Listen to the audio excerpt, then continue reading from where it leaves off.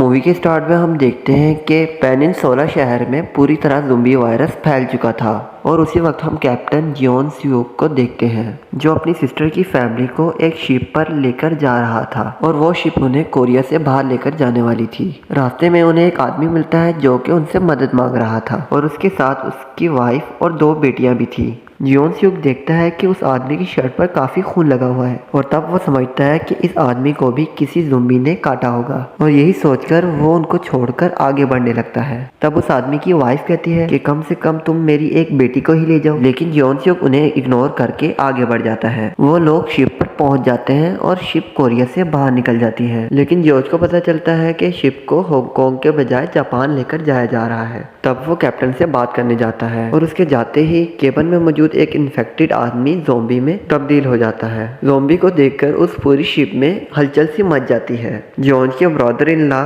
जुलमिन, जो कि उस वक्त सप्लाई की लाइन पर खड़े हुए थे, उन्हें भी ये सब कुछ पता चल जाता है। जब जॉर्ज को इस बात की खबर मिलती है तो वो भागता हुआ उस केबिन की तरफ जाता है क्योंकि उसकी सिस्टर और नेफ्यू भी वहाँ पर मौजूद थे। वो ज़ोंबी उसे केबिन के बाहर ही मिल जाता है और जॉर्ज उसे शूट कर देता है। अब वो केबिन में जाता है और वो ये देखता है कि जितने भी लोग उस वक्त केबिन में मौजूद थे वो सब के सब इन्फेक्टेड हो चुके हैं और उन इन्फेक्टेड लोगों में उनका नेफ्यू भी शामिल था और उसकी सिस्टर अपने बेटे को पकड़कर बैठी हुई थी। ये इन्फेक्टेड लोग किसी भी वक्त ज़ोंबी में तब्दील हो सकते थे। यही सोचकर जियोंग अपनी बहन को लेकर जाने लगता है, लेकिन वो अपने बेटे को अकेला छोड़कर जाने के लिए राजी नहीं थी और कुछ ही देर में वो सारे लोग ज़ोंबी में तब्दील होने लगते हैं और वो उन लोगों पर अटैक कर देते हैं। जियोंग उन लोगों को मारने की कोशिश करता है और वो देखता है कि उसका वो इन्फेक्टेड नेफ्यू अपनी मदर को काट रहा है, लेकिन इसके बावजूद भी वो कुछ नहीं कर सकता था। तभी वहाँ पर जुलमिन भी आ जाता है और ये दोनों मिलकर केबिन का दरवाज़ा बंद कर देते हैं। केबिन के सारे ज़ोंबीज उसकी सिस्टर को खा रहे थे और सियोक सब कुछ अपनी आंखों के सामने देख रहा था।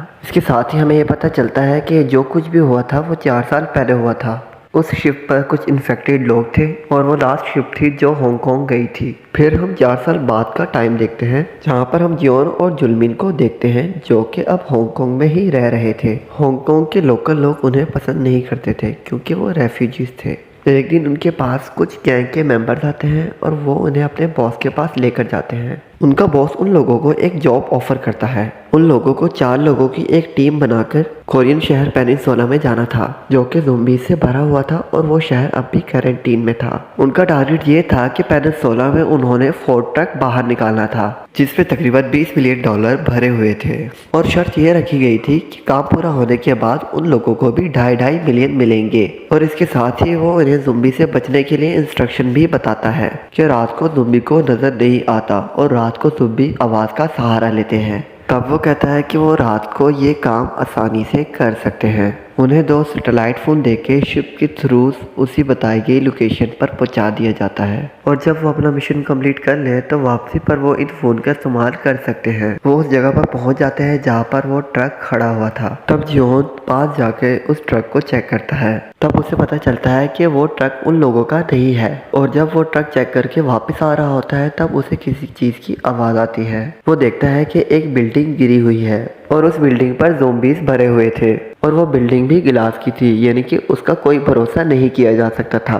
तब जियोन जल्दी से आकर गाड़ी में बैठ जाता है और वो लोग फिर से ट्रक फाइंड करने लगते हैं। उन्हें एक और ट्रक नजर आता है, लेकिन इस बार जियोन अकेला नहीं जाता, उसके साथ जुलमीन और एक साथी भी साथ जाता है। वहाँ पर वो लोग अकेले नहीं थे बल्कि कोई और भी था जो उन पर नजर रखे हुआ था। वो लोग ट्रक को खोल के देखते हैं कि वो पूरा पैसों से भरा हुआ है। ट्रक को ढूंढने का मिशन तो पूरा हो जाता है और अब वहाँ से निकलने का टाइम आ गया था। वो देखते हैं कि ट्रक का ड्राइवर भी एक ज़ोंबी बन गया है